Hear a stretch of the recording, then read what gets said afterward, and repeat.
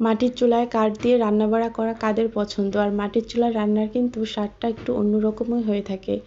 তো আজকে আমি মুরগির মাংস রান্না করব, এই জন্য আমি মশলাটা আগে থেকে ভালো করে কষিয়ে নিচ্ছিলাম।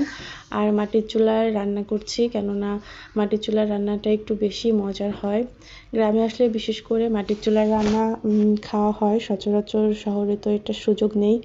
যাই হোক, এবার মাংসগুলা আমি দিয়ে দিলাম আর দিয়ে সুন্দর মতো কষিয়ে নিচ্ছি। মাংসগুলা ভালো করে কষানো হয়ে গেলে এটার মধ্যেও আমি পানি দিয়ে দিয়েছিলাম। আর এই দেখেন, মাংস অলমোস্ট রান্না করা শেষ। আমি ছেঁচির পানি দিয়ে এর মধ্যেও মাংস সিদ্ধ করে আবার ঝোলের পানি দিয়ে রান্না করে নিয়েছি। আর এদিকে রান্না করা হয়েছিল বরবটি ভাজি, মাংসের ঝোল, আর হচ্ছে বাসমতি চালের ভাত আর পাট শাক দিয়ে ডাল রান্না। তো আমি খাবার বেড়ে দিচ্ছিলাম। যাই হোক, এই ছিল আজকের আয়োজনে।